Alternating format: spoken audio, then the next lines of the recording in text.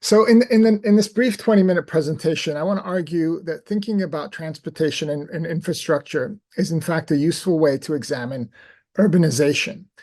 Urbanization both in terms of the morphology or built environment of cities, but also in the ways in which cities relate to other cities, other places, and other geographic scales. Here I'm thinking both materially, but also in the ways that Professor Darwish was thinking in terms of aspirations and narratives. Specifically, I make this point by thinking about the histories of cities in the Persian Gulf, primarily those on the Eastern Arabian Peninsula, but also port towns and cities on the Iranian plateau, and thinking about how urbanization unfolds in relation to very different types of port facilities, which themselves help define land use, labor recruitment, and provide and generate opportunities for accumulation of wealth at different moments of capitalist development. Now, this is probably too broad of an argument to be sustained in such a short presentation, but I hope it will trigger thoughts and conversations, both critical and generative, for all of us in the Q&A section. I should add that while I've thought about infrastructure for a number of years or even decades, I don't consider myself a scholar of infrastructure. So I'm here also to learn from all of you here who have focused in on infrastructure as an analytical lens to understand politics.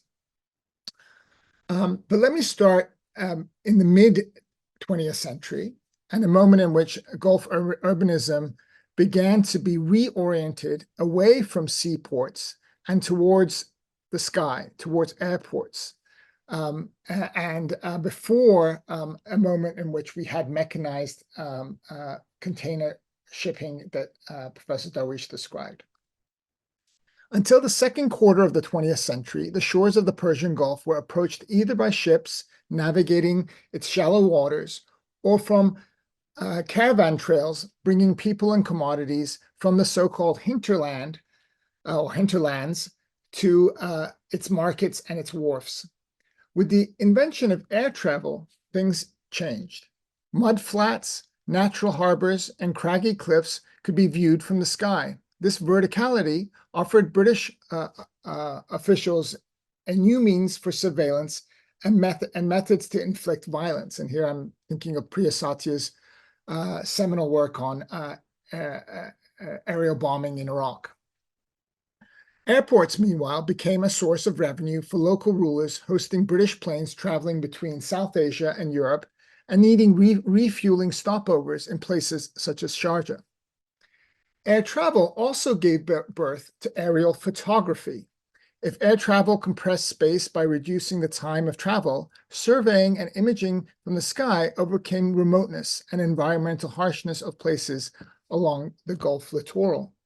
Let me turn to Jebel Ali, the foothill in present-day Dubai, in order to give you one such example.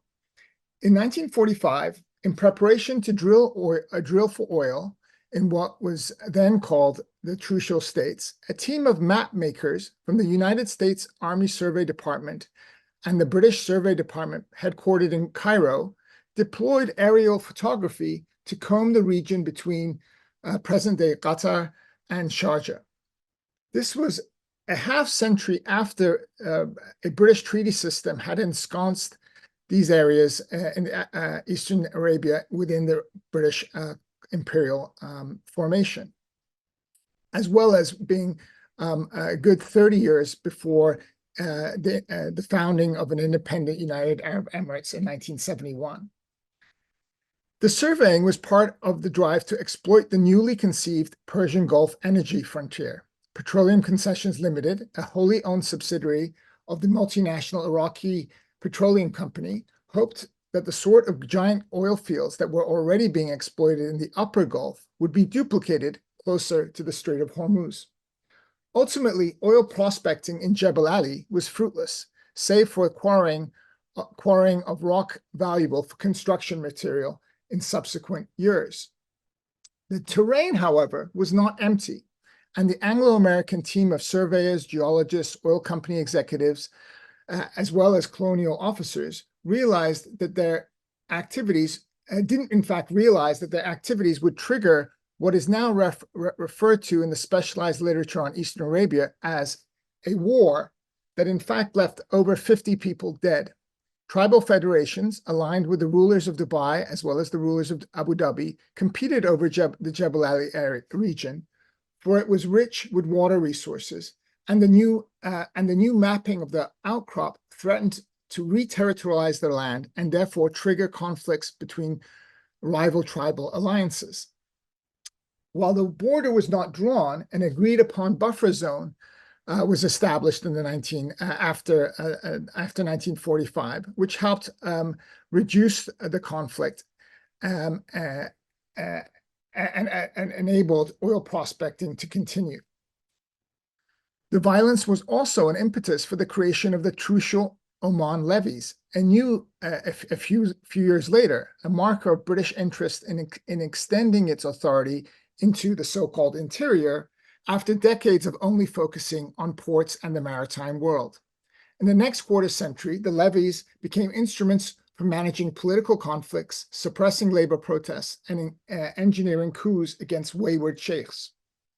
By the 1970s, the surveying process culminated with Jebel Ali falling on the Dubai side of the boundary between the two emirates. 2 decades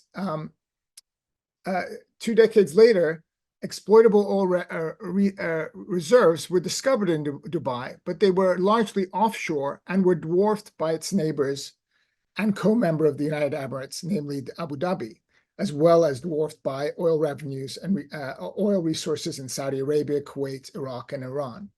Nevertheless, the area surveyed in 1945 proved to be critical for Dubai's rapid economic growth and demographic expansion after the 1970s.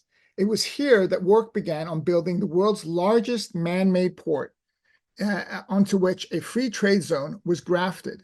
This would become a spatial-legal model for future mega projects in Dubai, as well as serving as an avatar for so many other places, including Djibouti and Berbera, as we just discovered.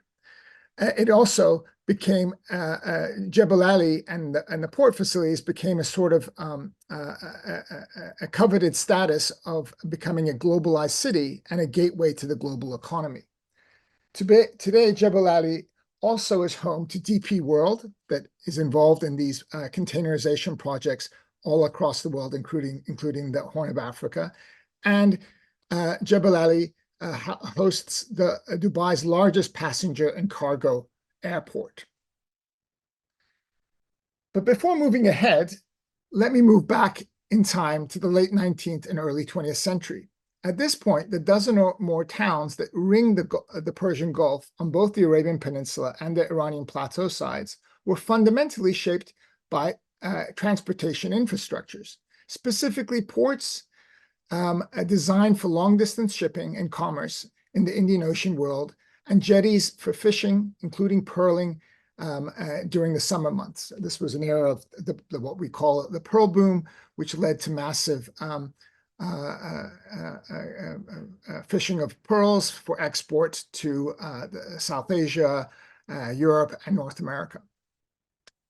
The port city was the reigning urban form on the shores of the Persian Gulf until the collapse of the pearling economy, global depression in the 1930s, and the advent of company towns built to extract and refine and transport oil, the commodity that would cast a long shadow over society, politics, and urban development after the 1930s and in the southern Gulf region after the 1950s.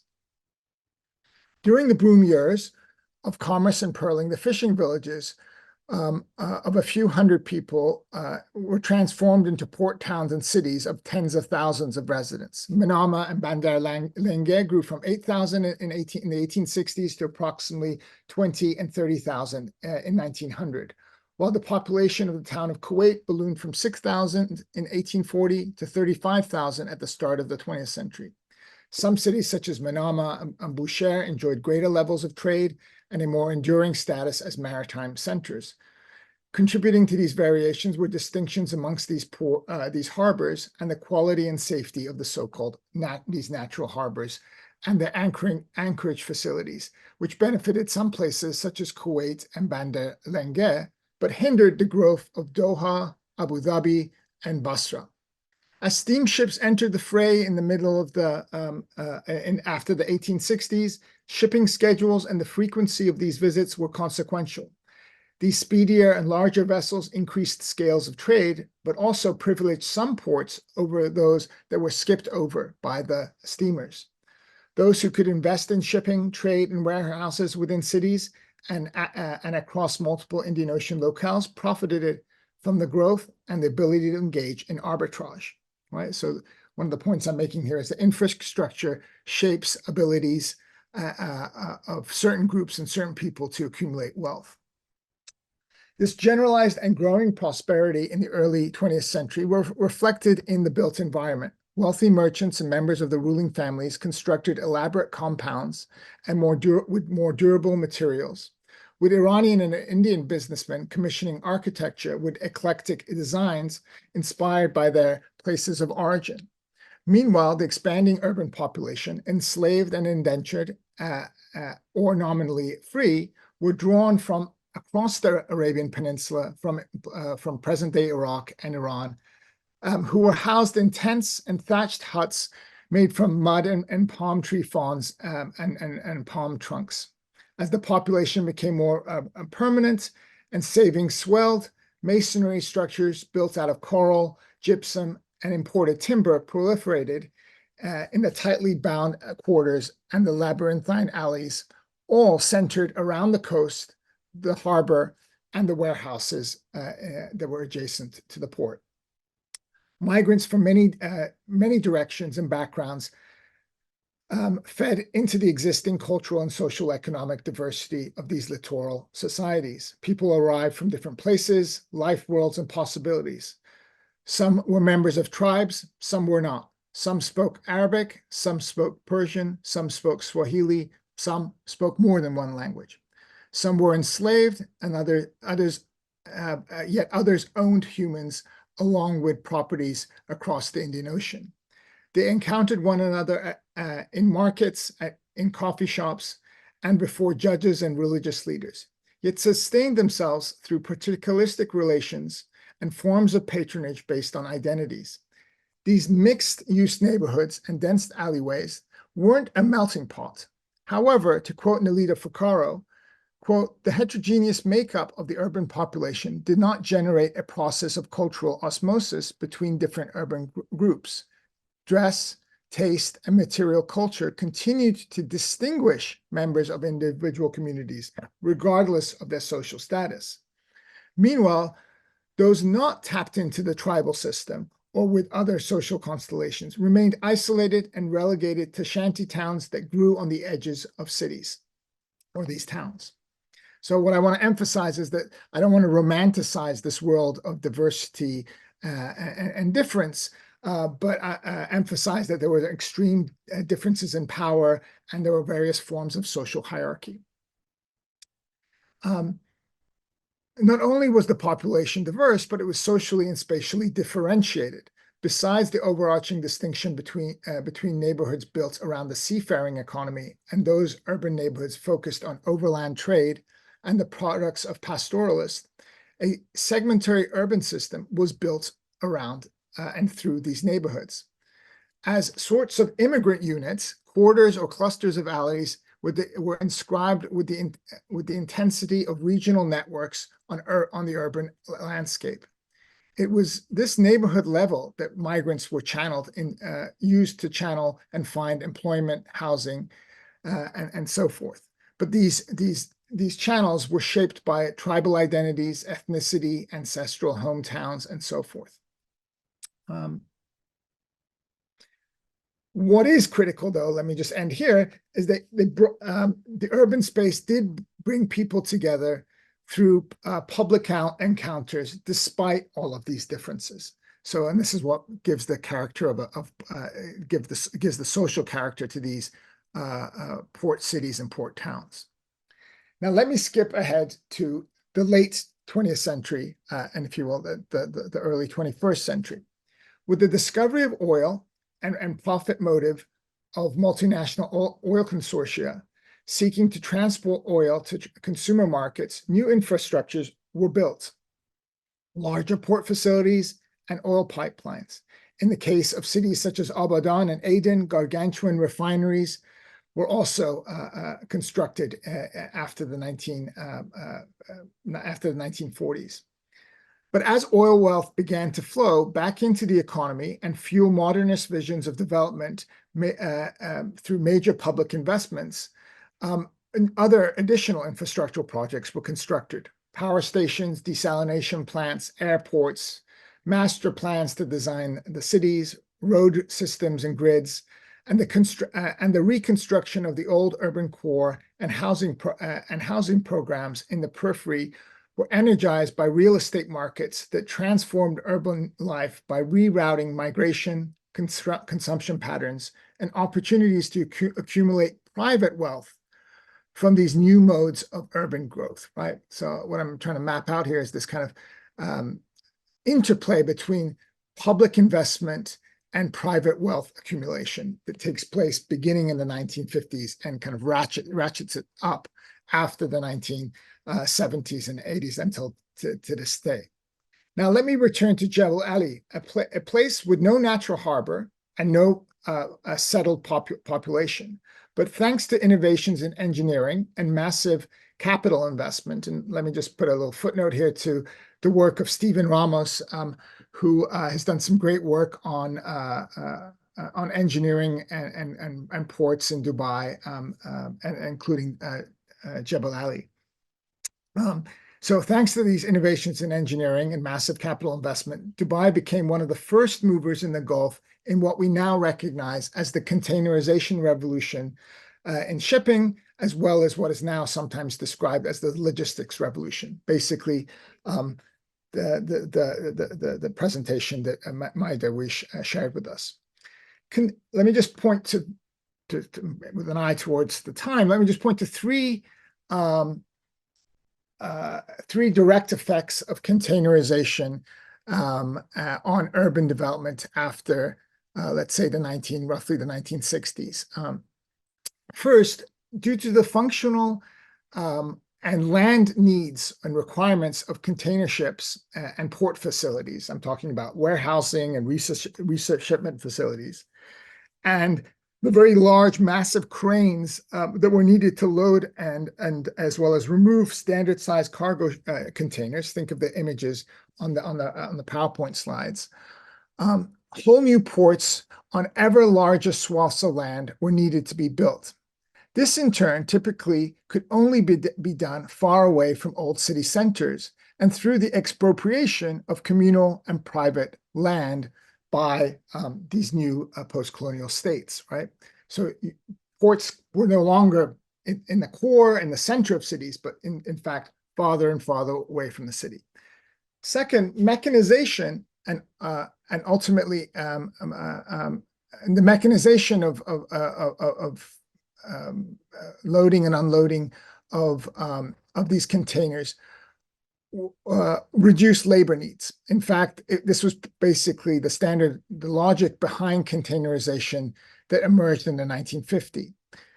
This reduced the historic heavy concentration of labor needed in ports. And now, in a sense, labor power was broken by this new technological and infrastructural innovation. Now, this was not completely, this didn't happen overnight, and there was much resistance and protest in the 1950s and 60s, and people like Laleh Khalili have vividly described unionization efforts and labor actions in the 1950s, 60s, and 70s in various parts of the Arabian Peninsula and in other places confronting and resisting the shift to containerization. Third, containerization emerged. Once containerization emerged, we have a system of ports which were more hierarchically organized, where certain large, massive ports were developed and ever larger shipping companies and port operators dominated the terrain. So in short, rather than having a whole host of a plethora of small-scale ports that were interconnected and interdependent, by the beginning of the 21st century, you have a fewer number of very large ports servicing a larger geographic scale, right? So you have a hierarchy of Gulf ports. Not all Gulf ports are created and function equally. The second shift that I want to describe related to port facilities is the urban built environment. If ports and maritime facilities moved out of city centers and shifted along the coast, this had consequences with the broader makeup of urban life. The old city centers went through a series of reimaginings, some realized, but many left unrealized. In some cases, the old alleys and neighborhoods were completely razed to make room for ministries and other markers of state power. Other city centers were depopulated, and new housing initiatives were unfurled as part of social contracts to create wealth for some strata of society and housing for a growing number of citizens. Wealthier citizens owned villas and lived in gated communities designed to keep non-citizens, except for servants and other help, out. Meanwhile, many of these non-citizens lived in the decaying old urban core. In some cases, governments extended low-interest loans to citizens, and in other instances, former homes were purchased by the state at overvalued rates to facilitate relocation of citizens to these suburbs, increasingly farther and farther from the sea. Meanwhile, Bedouin communities were settled and introduced to so-called modern life in these city regions. The change was rapid. For instance, in 1959, over a quarter of all houses in Manama in Bahrain were huts and made out of palm leaves. These were all demolished, and within 6 years, this percentage dropped to only 8%. Yet social hierarchies remain visible at the scale of the city, with ring roads, differences in sizes and quality of construction, and unequal social amenities spatializing differences and distinctions. The turnover has been relentless, and the urban core and other neighborhoods quickly became depopulated or transformed into rental units for migrants and transitory housing for so-called bachelor laborers. The past half-century has been a gradual but sustained turn away from the sea. Various technological developments ranging from automobile lifestyles to building out of coastlines through land reclamation schemes to port expansions has resulted in relocating home, work, and public spaces away from the waterfront. As early as 1964, the Palestinian Sabah George Shibber reflected on Kuwait's urban development and commented that, quote, land was being devoured by streets as, quote, cars become the dominant factor of planning the city. Shibber and other 1960s urbanists kind of anticipated many of the recent critical scholarship on urbanism in the Arabian Peninsula, including by the wonderful work by Pascal Méneret, by pointing out that how these metropolises grew fundamentally disrupted earlier forms of urban sociality, and various forms of laws and urban designs helped harden social boundaries and kept people apart.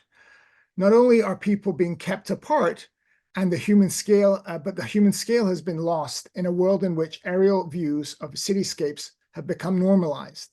But the growth of massive ports with colossal cranes and sprawling airports far from the city centers have kept urban life detached from port infrastructures, right? So that's what I'm trying to map out, is that now we almost no longer even see the ports, whether they are the container ports or the airports.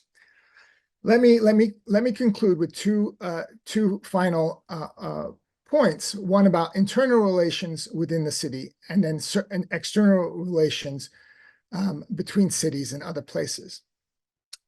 What I have been describing is a shift from port cities to cities merely with ports, from cities anchored on and built around ports to ones in which large-scale transportation infrastructures have almost disappeared from view. At the beginning of the 20th century, Persian Gulf towns and cities were configured around seafaring and fishing activities. Employment at harbors and general livelihoods of cities were tethered to the sea. Beginning in, let's say, the late 1970s, urban growth models and the built environment continued to be dependent on transport of goods and people, entering via the sea, but also via airports, and even significant state and states continue to depend on revenues and value added generated by these ports. However, like so many other coastal cities around the world, ports are physically marginal and only one of a series of urban hubs and centers, with the sea being relegated to being a scenic backdrop rather than a lifeblood of urbanism. Second is the question of cities and scale, or a shift from Gulf cities to global cities. At the start of the 20th century, transportation infrastructure was designed and invested in order to build a bridge across the Gulf and to traverse the Indian Ocean by a set of transportation hubs and spokes. These port cities were Gulf cities in that they were interconnected and interdependent in terms of trade, resources, and labor movements. However, by the century's end, the vision and economic ambition was built on infrastructures to generate ever larger scales that ultimately would overcome or supersede the Gulf to reach out to something that we have come to call the global, but also something that would no longer be mediated by other cities and infrastructures in the Gulf region. Gulf cities, even the less glamorous ones such as Bandar Abbas and Ras Khema, or Berbera and Djibouti, have continuously been positioning themselves as global cities, in which their so-called hinterlands were the industrial zones in East Asia, pauperized people in South Asia and Sub-Saharan Africa, speculative capital in New York, London, Moscow, Tel Aviv, Cairo, and other parts of the Arab world. Although aspirational and with much mystification, something that we can discuss in the Q&A, the global city model emphasized connectivity at a scale that is much larger than merely the Gulf and is channeled by infrastructures designed for moving commodities at ever greater quantities and at ever faster velocity than the old Dow trade and steamship lines of yesteryear. I'll end with that. Thank you.